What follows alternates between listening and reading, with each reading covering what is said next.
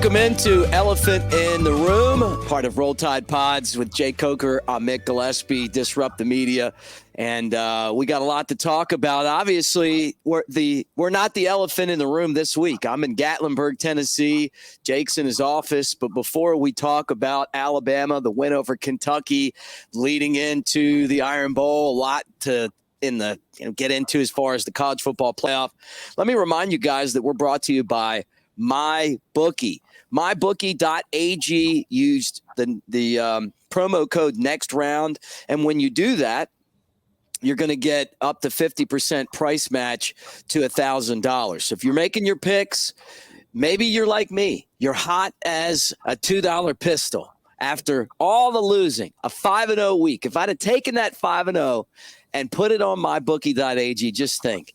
Instead of being in this cabin in Gatlinburg, I might be in a suite in New York City. I may be up in Vegas right now, and on the top floor of the Cosmopolitan. Who knows? But you guys check it out. He's Jake Coker again. I'm Mick Gillispie. Jake, we're not in the same spot, man. I miss seeing you in person, but Roll Tide, and what a great game for Alabama. Jalen Milroe's a record setter, man. Man, he's a new guy. He's a different guy, and I'm going to keep taking credit for giving him some support, and calling it like it is. He's a guy that started slow and had all the potential in the world. And now he's kind of showing it off. Just his wheels changes the whole game, and again, when you can throw it and run it like that, it makes it damn near impossible to stop, as you can see based on the performance Saturday and the last few weeks. You're talking about back-to-back weeks where the guy has set Alabama records. 4 touchdowns for a quarterback. That's the first time that ever happened. Then 3 touchdowns running, 3 touchdowns throwing. First time an Alabama quarterback's ever done that. I mean, you got to be jealous of this guy. No, hey, I love it. It starts the season in kind of the same manner that I did. You're just taking constant hell from the media, and eventually, towards the end of the year, you got as much, all the potential in the world to come out and do what Alabama does under Coach Saban and win a national championship. And he's had a hell of a year, much better than I had, and I couldn't be more proud of him. Well, you were on him early. I mean, you believed in him early. There's just so much pressure in the quarterback spot at the University of Alabama. And I mean, I can name every single guy since Nick Saban arrived, from John Parker Wilson to Jalen Milroe. I mean, you guys are beloved in the state, but you're also criticized when things aren't going well. And for him, he came in after back-to-back guys are like stars in the NFL. I mean, look what Tua's doing every week, and Jalen Hurts is like the highest paid guy, and then and it was tough for him at first, maybe because of high expectations, and honestly, he does still have some limitations reading and the short pass, but he's getting better and better each week. You can see him growing with the position, and then the other things that we got to keep reminding everyone: he's only a sophomore. Yeah, I mean, this is his 3rd year playing college football. And we've talked about it before. And like you said, I think when he seemed to be a little hesitant to run, we talk about it being an injury possibly. Now that you see the full arsenal of Jalen Milroe, good luck stopping him. I mean, the touchdown passes that he had out of the pocket this week, making moves, creating more time. The defense tried to react to it, and it opens up everything downfield, and he's got the ability to make all those throws on the run. And, you start to look at it, look at the Heisman front runners, look at Jalen Milroe's numbers. He missed an entire game, and he's still right there where he could have padded his stats pretty good against South Florida had he been playing the way that he has played later on in the season. So, he's still getting a little bit of negative press, but, as far as the numbers go, he's as good as anybody in the country. Well, he's starting to get mentioned in that Heisman race, and I still don't think he's going to win. I don't even know if he'll get invited to New York, but the fact that he's in the conversation really goes to show how great his games have been here lately, and the team's winning. And it helps the team to have him in that conversation, because if Alabama keeps winning and everyone else keeps winning, now I know some of the teams ahead of Alabama are going to play each other, but it helps having the star quarterback, the star player, as far as trying to convince people that you belong in the college football playoff. And look, if Alabama wins out and they beat Georgia, there's still no guarantee that they're going to be in the playoff. And I've been in this argument. It's close. If they get in, it's going to be the skin of their teeth, and if they don't, they're going to be out by that. Yeah, it's so funny. Usually, you hope the team you lose to, has a good year and kind of shows off your strength of schedule. But it's very odd this year. We lose to Texas, and now we hope they lose as many games as possible between now and the end of the year, because they may potentially take our spot if we're both, sitting there at the end of the year with one loss apiece. It's really crazy to think about, because we've never seen anything like this before. 5 unbeaten teams right now going into week 11 of a 12-game schedule. And then, there's a group of 1-loss teams. Alabama wins every single week. The games keep getting more convincing, including a drumming of Kentucky on Saturday, which I think I saw it coming. And you still sit at 8th in the polls, which is crazy. This is one of those things. I remember when I was playing, I think after we lost to Ole Miss, we were number 12. And honestly, I don't even know if we looked at the college football playoff standings at all, with that confidence that if we won out and won the SEC championship, we would be in it, without having to worry about it at all. Now, this is a little bit different, and I think you do have to hold off until the week after the SEC championship. Obviously, that's when the polling will come out. But this is definitely the most up-in-the-air year. I've always said that there's really only ever 2 teams that are dominant enough to be in the playoff anyway, without any hesitation. This year is just a little different. Now, I would say I think Georgia and Alabama, Georgia especially, given the season that they've had, they're far and away better than all the teams that they've played. Alabama's at that point now, but again, you've got week 3, and that's the trouble with, not having a quarterback at the beginning of the year that is a name starter. It's an absolute decision by the entire team. All right, this guy's our starter. You have to feel that out and figure it out. And sometimes, you're going to have rough games at the beginning of the year, but sometimes you just can't overcome that with this kind of competition. Yeah, very good point. Guys, I want to remind you as you hang out with us that we're brought to you by Lance's Lock, lanceslock.com. As you look at these last couple weeks of college football, or right now is a great time for college basketball. That's heating up. Bama's off to a 2-0 start. A lot of big games around the country taking place, the NFL. Check out lanceslock.com to help you make those picks as we kind of get into the most exciting time of the year for sports with, the college football postseason and rivalry week and everything else. That's lanceslock.com. What did you think about the Kentucky game? Alabama went in there. They ran the football. They scored 21 quick points. Milroe took a shot to, the leg. It looked like a Charlie horse got him, but it didn't really do a whole lot to slow him down. And I thought Alabama did a great job of mixing up who got the football. They dealt with some injuries, but that didn't matter at all. Love seeing Nyblack and Dupree make the plays that they made. And then, Prentice was big for Alabama as well. Yeah, this is one of those years, again, textbook Coach Saban's favorite kind of team, flying under the radar, no real heroes in the media. Jalen's becoming one. But you love to see all these young guys figuring it out. And in the next, 1-2 years, some of these guys are going to be on the Amari Cooper, Calvin Ridley type level. And so Coach Saban, man, I hope he's going to enjoy the hell out of this team this year. And next year he's going to be battling all the NIL off the field noise and all that. And hopefully this team's got it, together to keep that kind of attitude that they've got this year for years to come. I don't think it'll be hard to do if we don't make it to the playoff this year, but, and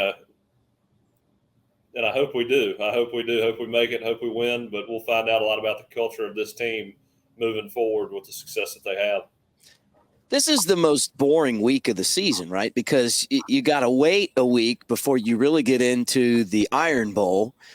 And because it's 2 weeks from now, you got Chattanooga on Saturday. You know better than to look ahead of Chattanooga, even though you and I both know it's just basically a scrimmage. And you have to sit around and just ponder. And look, we could go break the Kentucky game down, but when you win 49-21 and the 21 points that the other team scored really could have been prevented. I mean, the two of them came on mistakes, and then one was in trash time. It was complete domination by Alabama on a decent Kentucky team, but not on Alabama's level. The thing that I liked about it was, we came out hot. And usually, when you come out hot and have all the momentum, you just kind of steamroll a team that you're much better than. But then when we come out and Kool-Aid drops the punt, and I'm thinking, oh man, here we go. This is the start of us playing like shit, and then they come ease back in the game like Arkansas, Yeah. And, I think they may have scored after that, and then we continue to just steamroll them after that, and so. It was good to see us, have a mishap there on punt return and then collect ourselves and keep playing dominant football. What we're going to do with as far as punt returns go, that still seems to be the only lingering issue that we have, to be honest with you. That's the only thing when I watch a game, I'm like, man, that, we were texting Saturday, us and Ryan, and that was kind of the only thing that stuck out as far as being a real issue that we've seen all year. I don't think he wants. Like you said, it's one of the hardest. It is one of the hardest positions to play in football is catching that punt. And Kool-Aid, he's a hell of a player. But that's a position that, if not done correctly, can really hurt you, especially in big time moments. He just looks hesitant. And I know they kick away from him, and Saban's taking up for him. He doesn't want Kool-Aid to lose his confidence, but it's a spot that is becoming one that you worry about with this football team, and I don't know what the other options are, if there are any other options for guys, but I've said it before, that position's like driving in Talladega, and then you get into those last three turns, those last three laps, and you get into that third turn and there's accidents, and you got to be able to drive through it, and you got to drive like it doesn't happen, but in the back of your head it happens, right? And that's like punt returns, So well, I don't know if you're a big fan of Jackass, but when I was young, I used to always, get my brother or my dad to throw me punts, and I'd catch them, and my brother tried to tackle me and all that, and I thought it was cool and fun, and it'd be awesome to be a punt returner. And then I saw Jackass the movie, where Johnny Knoxville catches kick returns and tries to run them against the whole USC. And by like the third rep, he's got a concussion and he's out. That was the end of my punt return dreams. And then I witnessed a few bad ones, and I was like, man, thank God I wasn't blessed with the athletic ability to be a punt returner. No.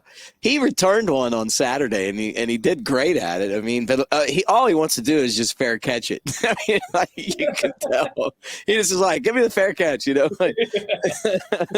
it's over there. Hey, let that ball roll, You got. I don't know.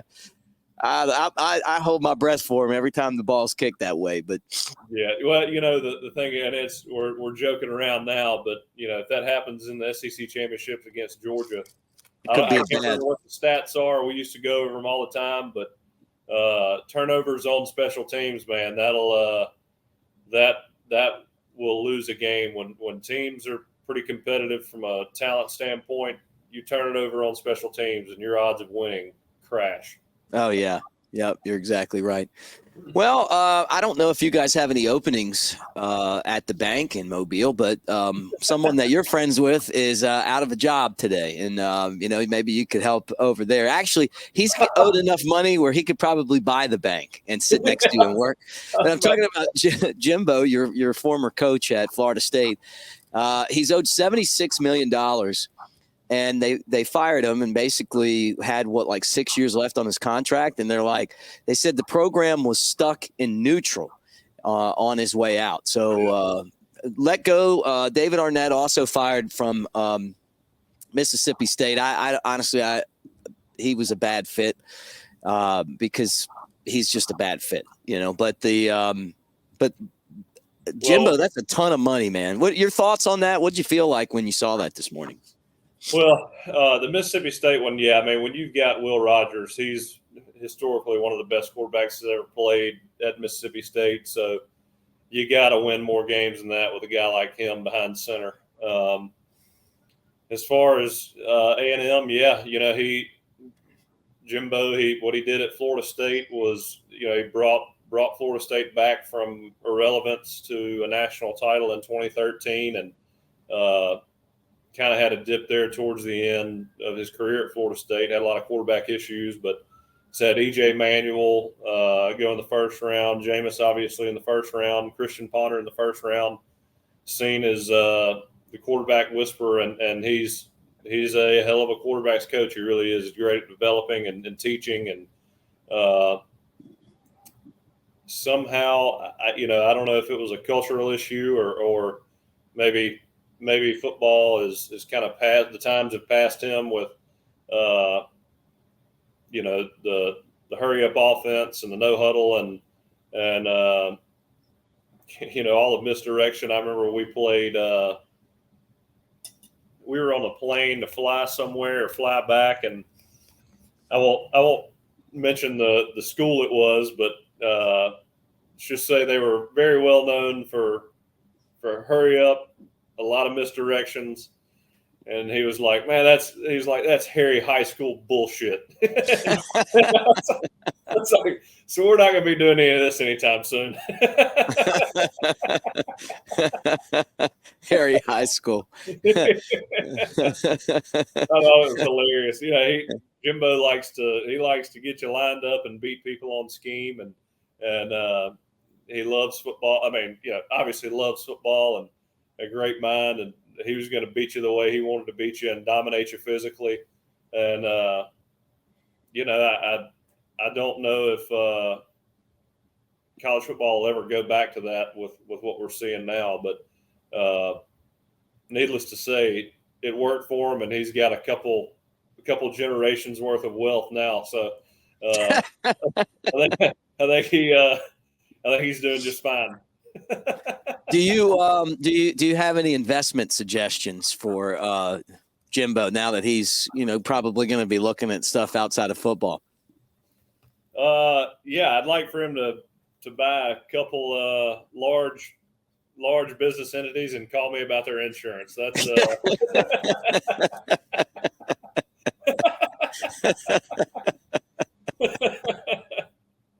oh my gosh, that's so funny. I'll tell you, man, my thoughts were now that he said all that bad stuff about Nick Saban being God and everything. I don't know if Nick will put him in the program, the rehabilitation program. Yeah. I'm wondering. I mean, and when you're making $7.5 million a year for the next 7 years, is that right? Yeah, something like that. Yeah, something like that. I mean, I don't know. I think he loves Texas. He loves deer hunting. He might be an analyst with EJ on the ACC network there for a little while, and commute on the weekends and hang out at the hunting camp for a few years. Well, what do you think Texas A&M is going to do for a new coach? Somebody was saying Urban Meyer, brought up Urban Meyer pretty hot and heavy, but surely I think the goal in firing him this early, surely they had somebody in mind. They don't want to get behind in the recruiting aspect of the program. Right. Makes me think they've got somebody they're going to announce here pretty soon, just to fill that void, before the end of the year, and they can get ready for signing day in February. Yeah. Yeah, and they're jumping ahead, and then I'm sure that's why Mississippi State was like, we fell behind already. We were getting rid of our guy first, and now these guys beat us to it. I think for Mississippi State, they got to go after one of these rehabilitation coach projects, like a Bobby Petrino or what's the guy's name at Jacksonville State? Rich Rodriguez. Somebody that's had success that can go in and say, hey, man, I've these teams, I can do this, instead of trying to find the upper. It's almost like you can catch guys that had their ears stopped because of something that might not necessarily be success or failure on the football field, or somebody that have had success and then took another job and then didn't have it, but can go there like Dan Mullen, or maybe Dan Mullen. Do you think Dan Mullen go back there again? Yeah, no, Dan.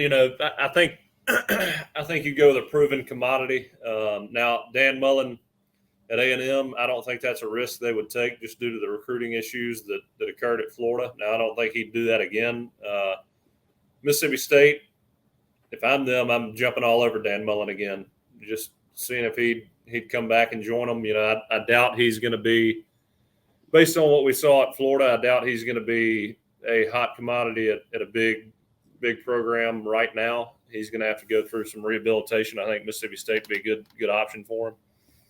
A&M, when they brought in Petrino, I thought maybe the plan would be for him to slowly take over if Jimbo didn't perform. And I'm looking at it now like that might be a pretty viable option. Him, maybe an Urban Meyer.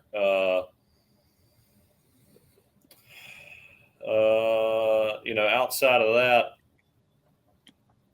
I don't really know who else you'd go for, Mm-hmm.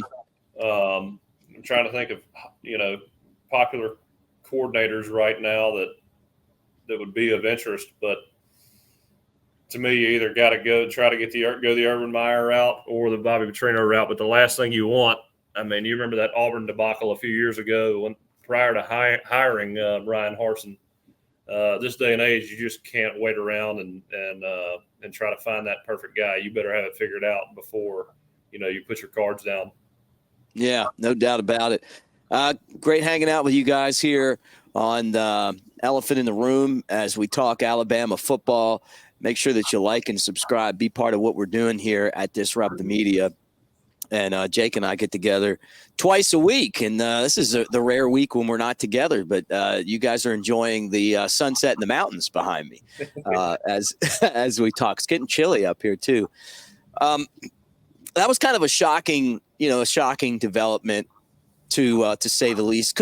Could your former offensive coordinator Lane Kiffin possibly be in the mix for that Texas A&M job? His name gets mentioned for every opening there ever is. Oh man, I tell you, if he ends up taking the A&M job, I can't imagine the tweets that he's going to be, composing, directed at Jimbo. But again, this week kind of showed. I think Lane is, I know some of his daughter's at Ole Miss. I think he really enjoys being at Ole Miss. But I think he's also kind of taken Ole Miss as far as they can go. I think 10 wins they may have a year where they exceed expectations, but Ole Miss is one of those programs that can't quite. To me, this is my opinion. I don't think they can recruit on a national scale like an Alabama, a Tennessee has that potential. Florida, schools with a big base, big alumni, and a lot of support. I just don't think Ole Miss is there. Yeah, no, I'm with you on that. And you see the loss this weekend, constantly losing those big games, which are understandable at Ole Miss, but constantly losing those big games has to wear on a coach, and kind of with that realization of, am I going to be able to pay these guys enough to get them here? Yeah. And it almost separates the big time programs now from those intermediate, upper middle echelon football programs where you just can't pay guys enough to be there. Yeah. Yep. I agree with you. The NIL money is crazy at Texas A&M. Yeah. So, I mean, at this point, I wouldn't take anything off the table. I don't think these coaches, I mean, again, he's got ties to Ole Miss now with his daughter being there, but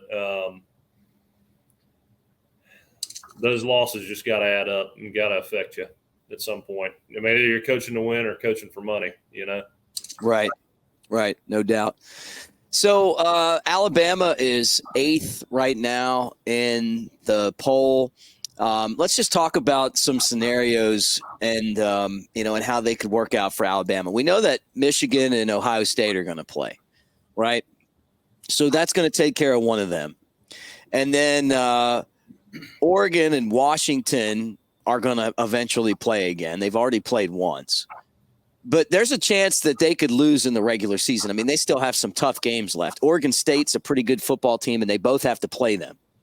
So that could help Alabama. Florida State, Miami put up a fight on Saturday, but just didn't have the horses. They play Florida, and I feel like honestly, I feel like Billy Napier is on the bubble as far as his job's concerned, too. He could use a win over a Florida State to kind of give himself some protection. I know he's only 2 years in, but it just doesn't feel like there's any momentum in that program.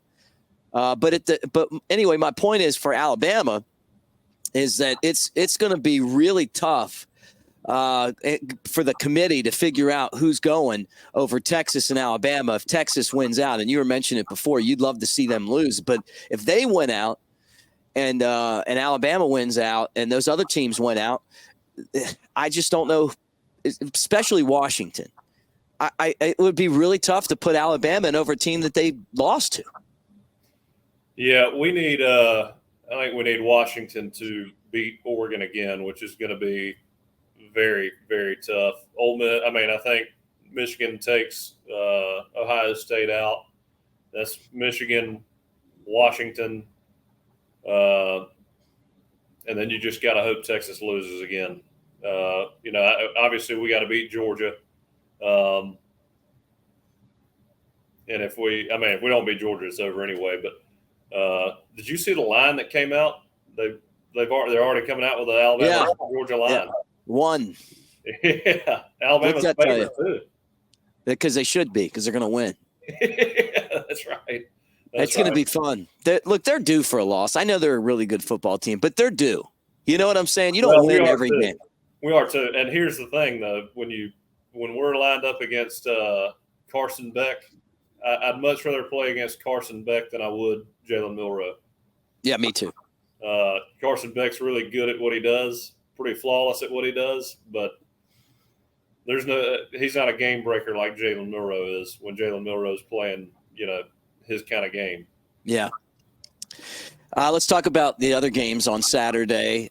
Maybe you had some action on them, maybe you didn't, but finally a good week for me, a 5-0 week. Got to brag about it. I'm not even bragging. I'm just saying. I mean, it got me to within striking distance of respectability, but Tennessee got absolutely destroyed by Missouri. If I'm Eli Drinkowitz, I'm finishing this season and I'm going to give me a new job, because there's no chance that he could maintain this success at Missouri. But right now, they're a damn good football team. I love Eli Drinkowitz too. You seen his videos on signing day when he's celebrating getting commits and signings? Oh, it's great. It's great. He's dancing and hugging people, and you can tell it means the world to him. So he's one of those guys I pull for. I wasn't sure about that game this weekend. I took Tennessee when honestly I figured this is when my theory kind of screws with me a little bit. Missouri coming off a game where they played pretty well, really well against Georgia, hung in there and kept it in single digits. But took Tennessee because I couldn't believe they were favored by one, and right. It killed me. Yeah, that wasn't what you were expecting. I had a friend of mine that was like, he was basically like, they're not going to stop the running back. And the guy he was right. The guy's crazy. Like he was like the 4th string running back at Truman State. I've never even heard of that before. I didn't even know there was a place like that. Was he a transfer portal guy? Yeah. And they got him. That's the story anyway. And now all of a sudden he's like the star running back at Missouri in the SEC, and he's just killing it. So that was one. Georgia dismantled Ole Miss. I knew that was going to happen. The Rebels they don't have the beef in the trenches to win those type of physical football games.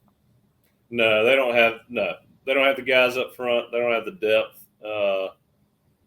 Jackson Dart, he's a great quarterback, and Lane's about as creative as it gets. But at the end of the day, man, it comes down to the guys on the field, and that, like I said, I mean, that was one of those. Lane, I think he loves Ole Miss, but I think that's a tough loss to swallow, because I think you realize, there's only so much you can do. That's kind of the defining moment.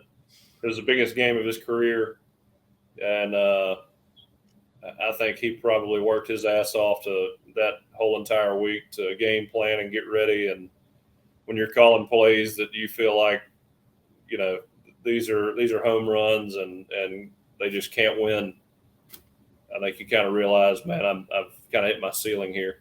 Yeah, right. I agree with that. Strange officiating in Utah's loss to Washington. Some of the plays, they called an offensive pass interference that was very reminiscent to the Alabama-Tennessee officiating from last year. And Washington won the football game. But Michael Penix Jr. is a great player. And, it's just going to be tough. They're a good team. I mean, and they're going to be tough to beat. Oregon's going to be tough to beat. But they do play Oregon State, so we'll see what happens there. You got USC lost again to Oregon, and it just feels like the foundation of all of the momentum they had is crumbling. USC, and they fired their defensive coordinator because they stink on defense. Oh yeah. Well, the thing about Washington to me, and they've had some really close games this year. They remind me of that old, I guess, the Big 12 of 10 years ago when, every game was, and I mean, they're still high scoring games, but defensively, I mean, you got Michael Penix Jr., you got a hell of an offense, and that's really what you have to rely on to win every game. Those teams in a playoff setting, to me, to win 2 games against elite competition in a row where you have to play good on defense. Again, I think they're a good team. You can't keep them out of the playoff. They're undefeated, but I don't see them winning the national. They're not going to beat Georgia. Yeah, you're right. So that kind of leads us into, we talked about Florida State and Miami, and then, Alabama and Chattanooga this week. Get healthy. We got to see extended Ty Simpson this week. He got to play an entire quarter pretty much against Kentucky, which I thought was good. And I hope that we see him for a lot of the game against Chattanooga, just because I want Milroe to get the rest, and I think he needs the reps. Well, when we got up 21-0, I was like, man, let's go ahead and think about it. When he was limping around, I was like, let's please God not take a chance. This offense is finally gelling. They understand their roles and have a feel for how Jalen plays. And, we're just hitting that stride now. I mean, it's good to have repetition and game time reps. But, man, Jalen goes down, we're in a lot of trouble. As anybody in the country would know. I know the rule usually is if we're beating the hell out of somebody in the first half, offense stays in the second half until we score. I hope we're blowing them out so bad in the first half that Coach Saban makes an exception and pulls Jalen out of there, before halftime. But he wouldn't like me saying that, but but I hope that's the case. Well, we made it happen today. We're going to do it again on Thursday. Any final thoughts on the Alabama-Kentucky game and this team, going into the game against Chattanooga that that just did pop to the top of your head? I think that's the game right there. Not so much the LSU game last week. I thought, if we played good, we'd beat LSU, and we did. I wanted to see how we'd come out against a team we know we should beat at 11 o'clock in the morning in Kentucky. Kind of shows me where they are, from a maturity standpoint. This team, it seems like they understand what the goal is and they know what it takes to get there. You don't hear about, unless I'm missing it, you don't hear about these players getting in trouble Saturday nights after games or a whole lot of disciplinary action. I guess was Jermaine Burton. He's just sick, right? Yeah, he was sick. Okay. To me, it just shows that we're on the right page. And again, I was very fearful, as you know, last week of us showing up and just shitting the bed, basically. Just due to youth and a lack of focus. But they proved me wrong, and I'm glad they did. I said there was 20% chance we show up and Kentucky covers, and man, we came out there and dominated, and we looked like a veteran team. And that's all I wanted to see, and that's what I saw. And I said I think we show up for one game and don't show up for the other in terms of Kentucky and Auburn. I hope I'm wrong there too. Yeah, I think we're going to be all right. I think those days with this team are over. Like I said, the Vegas was off. Told you, I can't remember if I said it on this show or the other shows, but you said it on this show too. Yeah, feel like Vegas is off on this team. Like they were probably 11, 12, 13 points off on that spread to me. And I was right, but what happened was Alabama was going through that where they were always these heavy favorites from Vegas, but you knew that they weren't playing well on the road. Yeah. With that, I think Vegas has basically been a little bit behind Alabama. I think that changes now. The Crimson Tide are starting to go on the road and dominate again like they used to. And that's why I was pretty excited about the game on Saturday. They did exactly what I thought they were going to do, and it could have been a lot worse for them. So, hey, guys, don't forget, we want you to be part of what we're doing here with Disrupt the Media and Roll Tide Pods. It's Elephant in the Room. We do the show twice a week. Make sure that you like and subscribe. We read the comments. We love the comments, man. Thank you guys so much for your support.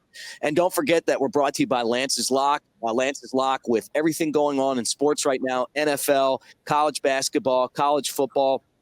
He's got them all covered. And, when you're putting your money down, you're making – wagers and stuff like that. You want to have a little bit of help. You just want a little bit more information. Check out lanceslock.com and don't forget mybookie.ag. Use the promo code next round up to $1,000. They'll give you 50% price match. So you put your money down and see what you can do. You have a big week. And maybe you'll go to the penthouse, which is what I think I always want to do. Jake, it's fun. Let's do it again on Thursday, man. Roll Tide. Oh yeah, Roll Tide.